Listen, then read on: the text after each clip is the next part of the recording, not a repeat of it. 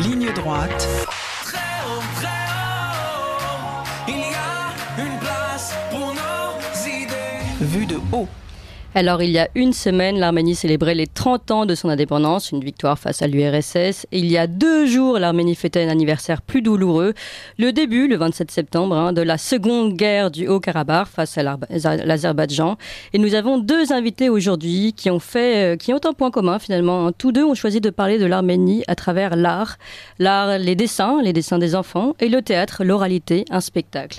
Alors, nous avons Jean-Christophe Buisson, que nous avons déjà présenté, directeur adjoint du Figaro Magazine, et qui présente aujourd'hui ce livre collectif qu'il a préfacé Arménie, les enfants de la guerre aux éditions Fayard, un livre sous la direction de Marie-Claire Margossian. Voilà, je le montre à l'image, un magnifique livre avec des dessins d'enfants absolument somptueux, chatoyants, des enfants qui nous parlent de cette guerre et de leur espoir aussi autour de l'Arménie. Et puis Corinne Zarzavidjan, qui est française d'origine arménienne. Votre famille a fui le génocide en 1915. Vous avez débarqué à Marseille en 1922, comme des milliers d'Arméniens. Vous avez publié d'abord un premier livre avec votre frère Richard, L'Arménie et les Arméniens de A à Z aux éditions Grund. Et aujourd'hui, vous présentez un spectacle, Zarzavidjan, un nom à coucher dehors, un spectacle seul en scène à la Comédie de la Tour Eiffel, Paris 15e. Bonjour Corinne Zarzavidjan. Bonjour Clémence. Alors c'est Zarzavadjian. Zarzavadjian, voilà. Voyez, c'est bien l'exemple. Exactement, c'est vraiment. Alors c'est pour ça que tout l'intérêt d'avoir écrit ce seul en scène, parce que moi j'ai un patronyme qui a été tellement depuis toute petite raillé, écorché, mal orthographié, mal prononcé, moqué, que il y a quelques années de ça, il y a à peu près 3 ans, j'ai reçu un coup de fil d'un opérateur téléphonique qui m'appelait Madame Corinne. Alors je lui dis mais moi j'ai un nom de famille, il m'a dit mais je n'arrive pas à le prononcer. Donc l'idée. En plus nous avons parlé de votre nom de famille avant l'émission. On a parlé des origines et voilà, j'ai réussi à me tromper. Pardonnez-moi. Ça donc, c'est vraiment la meilleure. C'est à ce moment-là que l'idée d'en rire est voilà, parce qu'en fait les Arméniens, l'ADN des Arméniens c'est aussi l'autodérision.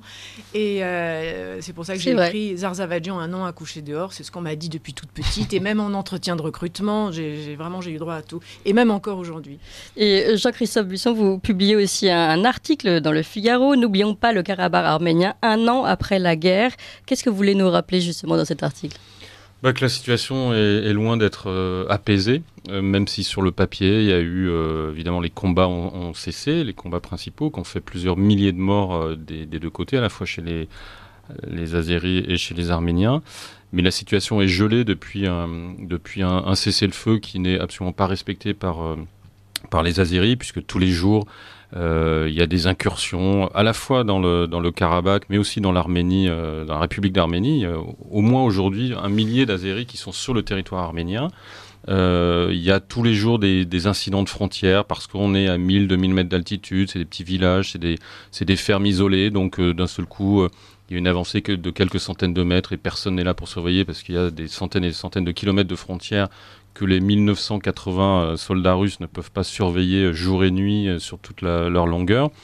Et donc je voulais dire par cet article qu'il y a une sorte de grignotage à la fois physique, militaire, puisque ce sont des soldats, et puis même presque moral de l'Azerbaïdjan sur ce territoire qu'elle considère comme le sien en dépit de l'archéologie, en dépit de l'histoire, en dépit de tous ces cimetières, églises, khatchkars arméniens qui fleurissent dans cette région.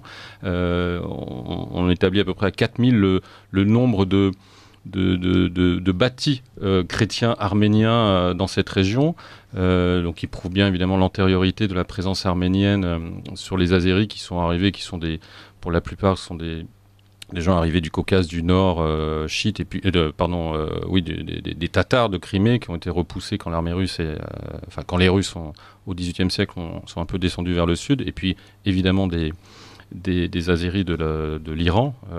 Tout ça s'est retrouvé au XIXe siècle à s'appeler Azéri, et pourtant ils essayent d'expliquer aux Arméniens qui sont là. Donc ça, c'est des conflits qu'on a l'habitude. Jean-Louis connaît comme moi ce qui se passe au Kosovo. C'est un peu le même genre de conflit sur la présence.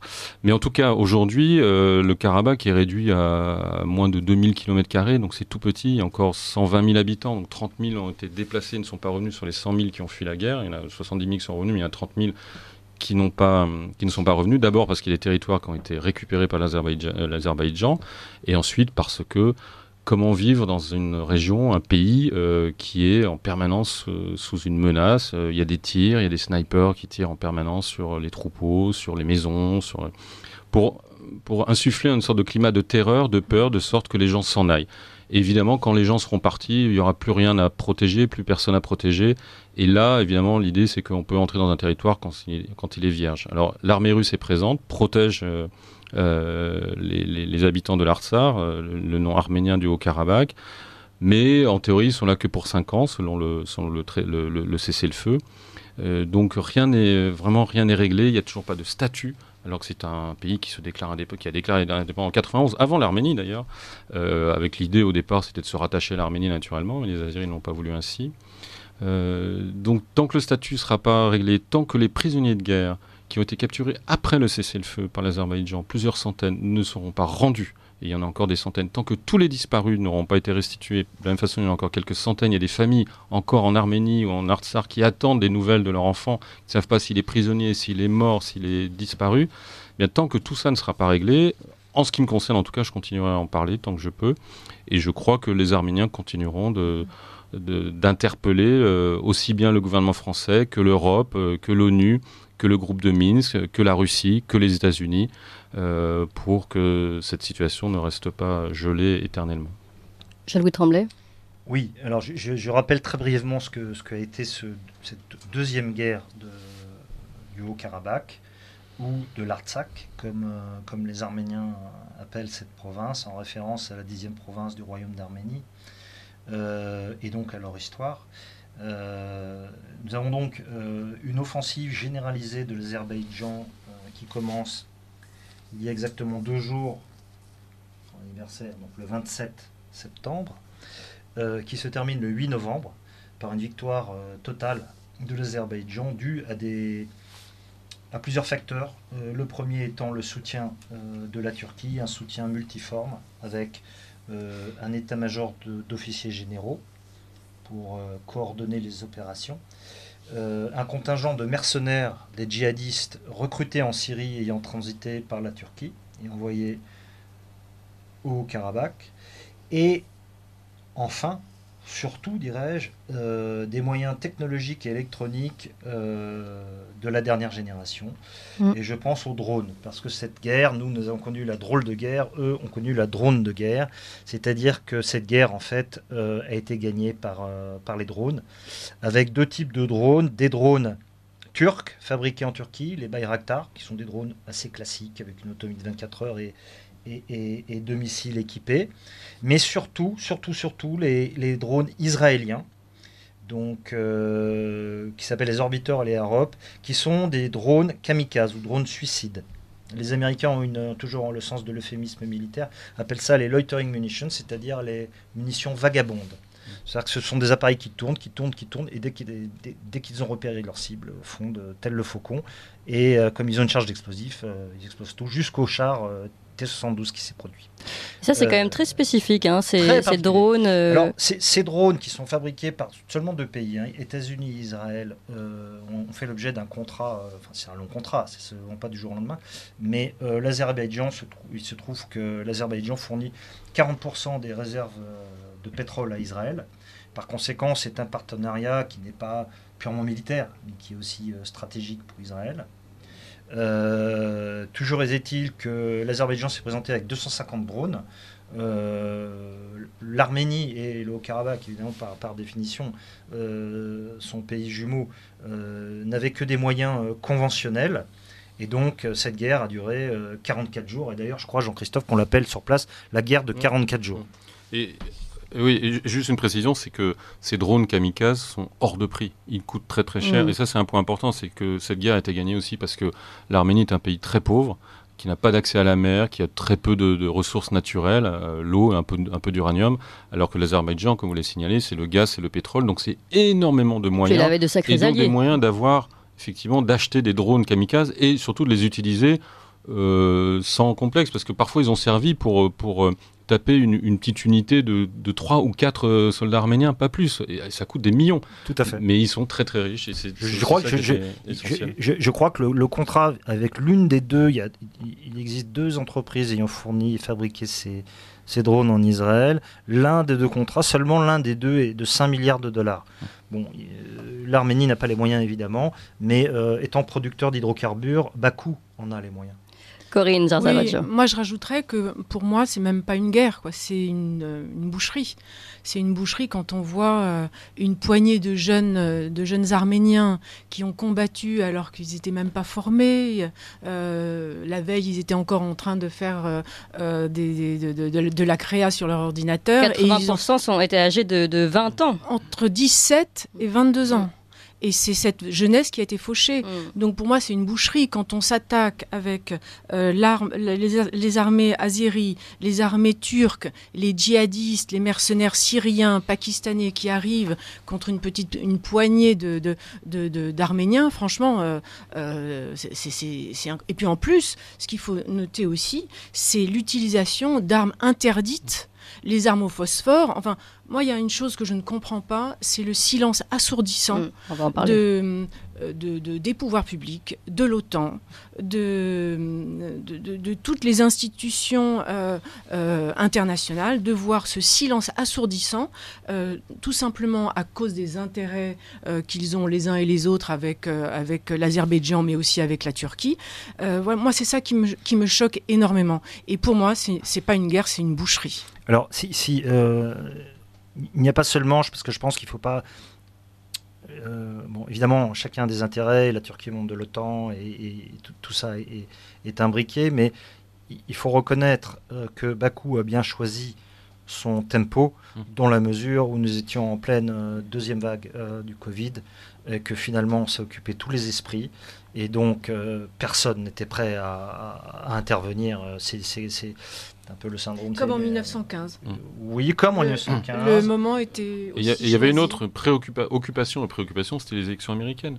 Moi, j'ai croisé des grands reporters. À mon retour de la guerre, j'ai croisé des grands reporters. Je me disais, mais pourquoi des grands reporters qui ont l'habitude de ce genre de théâtre, ils disent, mais pourquoi vous n'étiez pas là? Il dit, mais notre chaîne de télé, puisque c'était reporter télé, nous disait, on s'occupera de ça une fois que les élections américaines seront terminées. On se concentre sur les élections américaines parce que c'est folklorique, parce qu'il y a Trump, parce que c'est contesté, parce qu'il se passe des choses. Donc ça, on verra plus tard, on verra après. Ouais. Et c'est vrai que entre ça et la pandémie, ça s'est passé effectivement, et c'est sûrement pas un hasard si Erdogan et Aliyev ont décidé d'attaquer à ce moment-là. Jean-Christophe Buisson, vous disiez tout à l'heure que l'Arménie était un pays pauvre et que ça pouvait expliquer aussi ce déséquilibre, on va dire, entre l'Arménie et l'Azerbaïdjan dans cette guerre. Et puis il y a la Turquie qui est quand même un allié de pouvoir, de puissance. Et pourtant, mais que fait la France et que fait l'Europe à côté? La France alliée depuis toujours de l'Arménie. Que fait la France aujourd'hui? Aujourd'hui, peut-être d'accord, alors au moment de l'ouverture des combats. Mais aujourd'hui, on ne l'entend pas beaucoup, à part vous et quelques autres. Si on l'entend, parce que le gouvernement français aime bien se payer de mots, notamment notre président de la République, et je pense que son soutien moral pour l'Arménie est sincère. Je pense qu'il a vraiment une affection, comme tous les Français, pas seulement pour Aznavour, parce que vous savez que le seul chef d'État, Corinne, ça mieux que moi, seul chef d'État étranger à Basilique de Saint-Denis, c'est un roi d'Arménie, de Léon V de Lusignan, roi de Cilicie, de l'Arménie de Cilicie. Donc il y a un attachement effectivement affectif, historique, culturel, civilisationnel à l'Arménie, mais il y a le pragmatisme. Le pragmatisme, c'est, comme l'a rappelé Jean-Louis, c'est la Turquie. Et la Turquie, avec un président qui dit moi j'ai 3-4 millions de réfugiés sur mon territoire, donc si vous n'êtes pas gentil avec moi, j'ouvre le robinet et puis vous débrouillez. Il y a des échanges commerciaux, il y a le fait que la Turquie soit membre de l'OTAN, il y a le fait qu'on ait peur de Erdogan, parce que avant que cette guerre n'éclate, Erdogan, toute l'année 2020, a avancé ses pions, Jean-Louis l'a vu, en Libye, en Syrie, en Méditerranée orientale, et que finalement le Karabakh, il a quand même transformé Sainte-Sophie en mosquée au mois de juillet. Il n'a pas arrêté, et à chaque fois on le laissait faire. Donc il avançait ses pions jusqu'à les avancer dans le Sud-Caucase. Et il aura fallu que les Russes, à un moment donné, sifflent la fin de la récréation, non sans avoir laissé un peu trop de temps passer. Mais ça, Poutine avait envie de régler quelques comptes avec le gouvernement arménien actuel qui ne lui plaisait pas et qui le lui rendait bien. Mais effectivement, la France est à la tête du groupe de Minsk avec les États-Unis et la Russie, mais comme l'a rappelé Jean-Louis à ce moment-là, les États-Unis, enfin comme on l'a rappelé, était en pleine élection, et la Russie avait son petit intérêt, c'est-à-dire qu'elle n'aime pas Pachinian. Donc la France ne pouvait agir qu'avec l'Union européenne, c'est-à-dire avec l'Allemagne. Et l'Allemagne, elle a 3, 4, 5, 6 millions de Turcs sur son territoire. Elle n'a pas du tout envie de se brouiller non plus avec Erdogan, surtout quelques mois avant une élection qui a lieu en ce moment. Donc c'est tous ces éléments qui sont entrés. Est-ce que la donne va changer maintenant? À force d'être à genoux devant des tyrans pareils, oui. C'est quoi l'impact? Parce que ce qui se passe en Arménie, en Artsakh, il ne faut pas se leurrer. Je veux dire, aujourd'hui, c'est une jeune démocratie qui se bat contre l'obscurantisme, contre une idéologie mortifère. Et ce qui se passe là-bas, c'est le dernier verrou de chrétienté qu'il y a dans cette région. Donc, si ce verrou saute, tout ce qui se passe là-bas va arriver en Europe, et si ce n'est pas déjà fait. Donc, à force d'être, je trouve, à genoux, c'est sûrement une vision naïve que j'ai, mais à force d'être à genoux devant des tyrans, voire même à plat ventre, qu'est-ce qui nous reste? Parlons justement de ce que représente l'Arménie aujourd'hui. Je pense que c'est aussi l'objet de ce livre, Arménie, les enfants de la guerre, chez Fayard, où nous voyons des magnifiques dessins faits par de jeunes enfants arméniens qui ont entre, je sais pas, 9 ans, 8 ans, 14 ans, et des dessins qui représentent un vrai esprit patriotique. Déjà, c'est assez marquant. Je peux vous lire le texte de Laura Pogossian. Alors maintenant, j'ai peur de mal prononcer les noms de famille. J'ai exprimé mes souhaits sur ce dessin, dit-elle. J'ai représenté le mont Ararat et sa vallée qui ne sont pas nôtres actuellement, mais nous espérons qu'ils seront nôtres à l'avenir. À gauche, j'ai peint des épis de blé, ce qui symbolise notre peuple qui laboure, uni. Et à droite, j'ai dessiné des tulipes qui symbolisent notre jeune génération, dont les objectifs et les rêves n'ont pas été réalisés. Voilà, c'est quand même... D'abord, les dessins sont magnifiques, mais en plus, ils ont une vraie ferveur, une vraie foi aussi. Ouais. Et c'est aussi ça que symbolise l'Arménie. Oui, bien sûr. Ces enfants... c'est leurs professeurs qui, pendant la guerre, leur ont demandé de dessiner ce qu'ils ressentaient. Et on a rassemblé avec Marie-Claire Margossian, donc c'est à la fois des enfants d'Arménie et d'Artsakh, mais il faut savoir que 80% des victimes de cette guerre sont des Arméniens d'Arménie, parce que l'Artsakh n'avait pas les moyens de mobiliser assez de monde dans cette guerre, donc beaucoup de jeunes gens d'Arménie ont été mobilisés. Et donc tous les enfants de ces deux régions, ou de ces deux pays, ont à un moment donné eu un frère, un cousin, un père, un oncle mobilisés, et donc ils ont exprimé tout ça. Et qu'est-ce qu'ils expriment effectivement? La défense de leur patrie, effectivement le mont Ararat qui est aujourd'hui sur territoire turc, effectivement des églises, effectivement des symboles. Il y en a beaucoup, des églises. Des symboles agricoles, de la campagne, parce que ce sont des pays encore. Il y a Yerevan comme grande ville, mais sinon ce sont des pays qui vivent encore avec le travail de la terre, avec l'artisanat. Donc c'est des pays encore une fois pauvres. Et c'est ça qu'ils ont voulu rappeler en disant voilà ce qu'on défend, en quoi nous représentons un danger pour qui que ce soit avec ces églises, ces forêts, ces champs, sans aucune richesse. Le mont Ararat, rappelons ce que c'est, dans l'Ancien Testament, c'est le sommet où l'arche de Noé accoste après le déluge. Donc ça c'est le premier symbole. Et le deuxième point en ce qui concerne le christianisme arménien, c'est que ce fut en 301, me semble-t-il, la première nation chrétienne du monde. Donc il y a cette grille religieuse. Je ne crois pas qu'on peut résumer le conflit à un problème religieux, parce qu'évidemment il y a des questions territoriales, puis il y a des questions culturelles entre le monde turcophone et ce que représente l'Arménie. Et troisièmement, il y a le jeu, ce que dit Jean-Christophe est tout à fait juste, c'est l'expansion et la nostalgie ottomane d'Erdogan aujourd'hui, qui le pousse jusqu'en Libye, Syrie et Méditerranée. Corinne Zarzavadjan, vous aussi vous le connaissez, ce peuple, cette foi, cette ferveur. Est-ce que vous pouvez nous raconter aussi un petit peu ce qui a été transmis par votre famille? Oui, en fait, être arménien, c'est ça, c'est partager cette foi, déjà, cette foi qui est le ciment entre chaque Arménien. Moi, mes grands-parents sont arrivés juste après le génocide, dans les années 20. À ce moment-là, les Arméniens se dispersent sur plusieurs continents. Et moi, mes grands-parents sont venus en France. Alors, quand je demandais à mon grand-père, mais pourquoi la France? Il me disait, parce que la France, c'est le pays des droits de l'homme. La France, c'est la lumière, c'est la liberté. C'est Victor Hugo et c'est surtout Jean Jaurès. Alors, pourquoi Jean Jaurès? Parce que Jean Jaurès était un arménophile convaincu. C'est lui qui a défendu, dans le cadre d'un discours fleuve d'1h30 à la Chambre des députés, les Arméniens en 1895, parce qu'on parle du génocide. Mais un jour ou l'autre, il faudra aussi parler de la répétition générale du génocide, qui est les massacres hamidiens. Et Jean Jaurès a défendu justement, et il a dénoncé les complicités françaises, justement, à propos des massacres hamidiens. Et mon grand-père, il est arrivé avec des objets. Comme beaucoup d'Arméniens, ils ont pris des objets à la va-vite, des tapis qu'ils ont pliés, qu'ils ont mis dans leurs affaires, mais aussi des ustensiles de cuisine, des instruments de musique comme les doudouks. Et moi, mon grand-père, il est venu avec son livre de prière, qui était en fait le livre de prière de son père, donc de mon arrière-grand-père.